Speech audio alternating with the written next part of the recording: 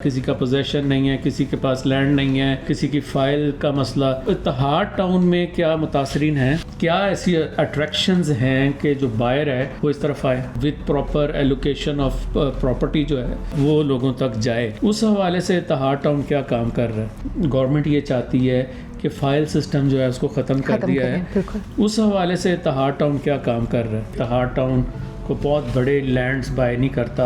क्या फेज़ 4 भी, इसका साइज़ भी छोटा है? बिस्मिल्लाहिर्रहमानिर्रहीम। मेरा नाम अतहर अब्बास और मेरा ताल्लुक़ एवरी मार्केटिंग के साथ। इस वक्त मैं मौजूद हूँ इत्तेहाद टाउन के इंटरनेशनल ऑफिस के अंदर और हमारे साथ मौजूद है कैक्शा नसीर जो कि कंट्री हेड हैं यूके और यूरोप के लिए। इत्तेहाद टाउन ने जिस तरह से हम पहले भी बता चुके हैं कि बहुत सारे प्रोजेक्ट्स जो लाहौर के अंदर लॉन्च किए और भी शहरों में लॉन्च किए, डिलीवर किए और बहुत तेज़ी से लोगों के अंदर जो एतमाद है वो उन्होंने विन किया है। उसकी बुनियादी वजह यह है कि आजकल जो दौर है इसमें लोग फाइल्स की तरफ उनका ध्यान कम है और ऐसे प्रोजेक्ट्स की तरफ ज़्यादा है जहाँ पे उनको ऑन ग्राउंड इन्वेंट्री मिले, जहाँ पे वो घर बना सकें। और जितनी तेज़ी से जो डेवलपर डेवलपमेंट्स करता है उतनी तेज़ी से उसकी जो रेपुटेशन है लोगों के अंदर वो बेहतर होती जाती है। इसी वजह से इत्तेहाद टाउन फेज़ 1 में, 2 में, 3 में हमने देखा कि लोगों ने बहुत ज़्यादा इस पे एतमाद का इजहार किया। फ़ेज़ 1 के बारे में हम जानते हैं कि वहाँ पे ना सिर्फ एक भरपूर ज़िंदगी है, वहाँ पे हर तरह का ब्रांड आपको अवेलेबल है और इसी तरह फ़ेज़ 2 की डेवलपमेंट बड़ी तेज़ी से और 3 की डेवलपमेंट बड़ी तेज़ी से जारी है। इसी दौरान फ़ेज़ 4 भी आ गया। अस्सलाम वालेकुम। वालेकुम अस्सलाम। ये मैंने आपको जो कहा है कि इसी दौरान फ़ेज़ 4 आ गया। जी जी। तो आप तो प्रोजेक्ट्स जो हैं वो इंट्रोड्यूस करवाती जा रही हैं, इसकी क्या वजह है? क्या आपको ये नहीं चाहिए था कि पहले प्रोजेक्ट्स जो हैं वो कंप्लीट डिलीवर कर दें फिर आगे बढ़ें? बिल्कुल ऐसे ही चाहिए था और ऐसा ही किया है। पहले फ़ेज़ 1 लॉन्च किया, उसको कम्प्लीटली डिलीवर किया, उसके बाद फ़ेज़ 2 की तरफ आए। फ़ेज़ 2 आपका आप कह सकते हैं 80% is develop, possession hand over हो चुका है। उसके बाद फ़ेज़ 3 जो है वो लास्ट ईयर लॉन्च किया था। फ़ेज़ 4 जो है वो अभी फ़ौरन लॉन्च करने की साल के गैप के बाद रीज़न ये थी कि मार्केट में डिमांड बहुत ज़्यादा थी और हमारे पास इन्वेंट्री नहीं थी, क्योंकि हमारा फ़ेज़ 1, फ़ेज़ 2 और फ़ेज़ 3 कम्प्लीटली सोल्ड आउट था। उस वजह से फिर क्योंकि ये लैंड भी फ़ेज़ 3 के बिल्कुल साथ आ रही थी, साथ साथ ही डेवलप हो जाएगी, तो फ़ेज़ 4 जो है इसलिए लॉन्च किया है कि इन्वेंट्री नहीं थी और डिमांड थी मार्केट के अंदर।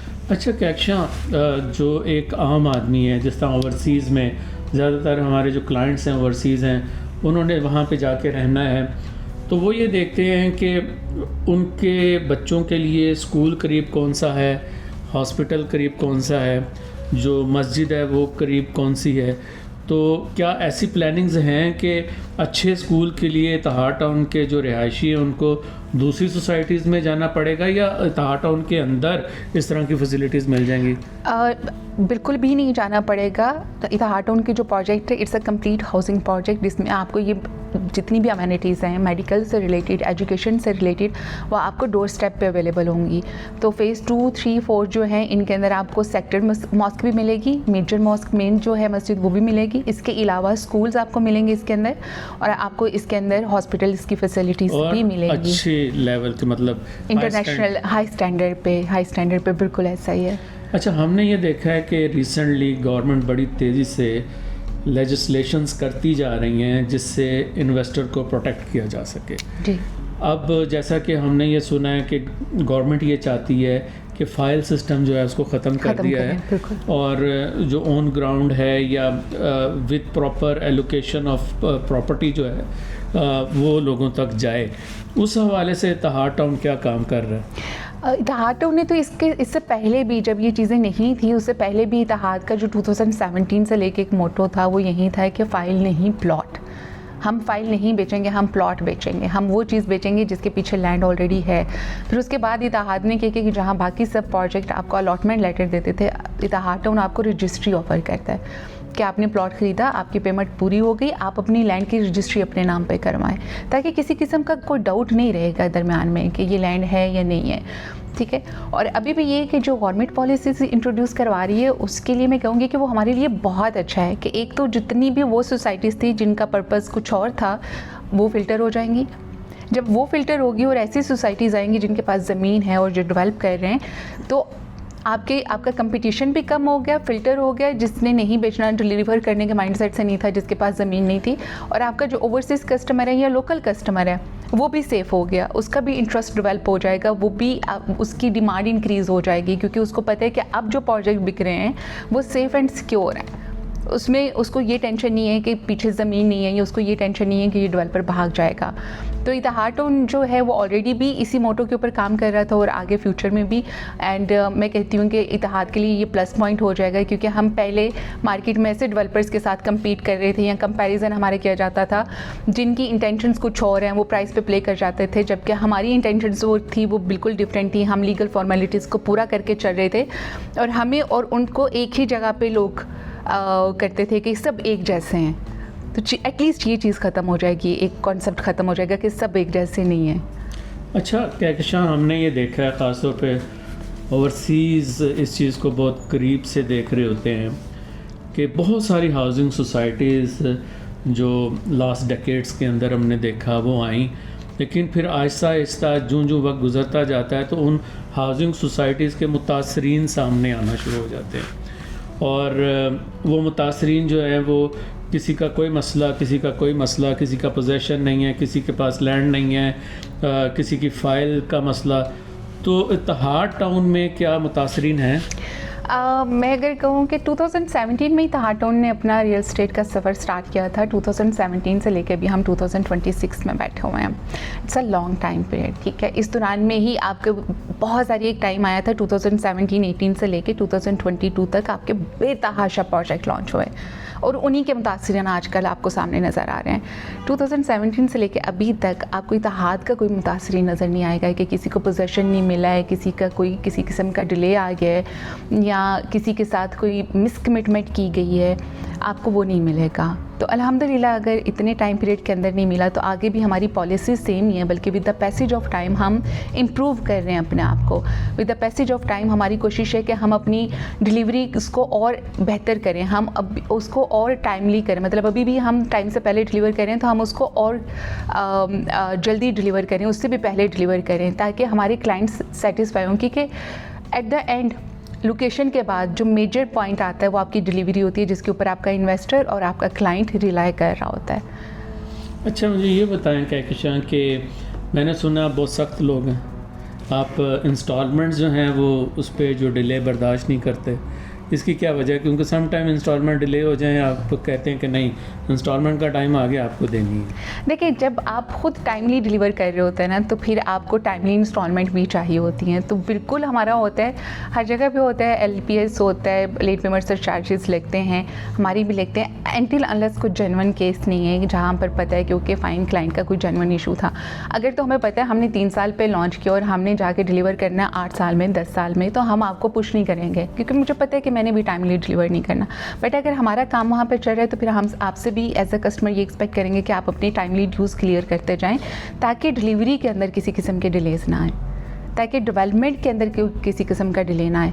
तो उसके लिए ज़रूरी है कि आपका जो इंस्टॉलमेंट प्लान है आप उसको अच्छे तरीके से फॉलो करें। मैंने जो डिलीवरी की कमिटमेंट की हम उसको अच्छे तरीके से फुलफिल कर सकें। अंडरस्टैंडेबल, बिल्कुल। अगर आपको प्रोजेक्ट जो है जल्दी डिलीवर चाहिए तो आपको इंस्टॉलमेंट भी टाइम पे देंगे। पेमेंट प्लान मेरे पास है, 5 मरला 59 लाख का है, 10 मरला 1 करोड़ 5 लाख का है, 20 मरला तकरीबन 1 कनाल जो है वो 1 करोड़ 95 लाख का है और 2 कनाल 3 करोड़ 70 लाख का है। ये जो प्राइस प्लान है इसमें डेवलपमेंट चार्जेस शामिल हैं? इसमें डेवलपमेंट चार्जेस शामिल नहीं है, ये लैंड कॉस्ट है। डेवलपमेंट चार्जेस हम बाद में लेते हैं, जब हम उसके डेवलपमेंट का काम स्टार्ट करते हैं उस वक्त अप्लाई करते हैं।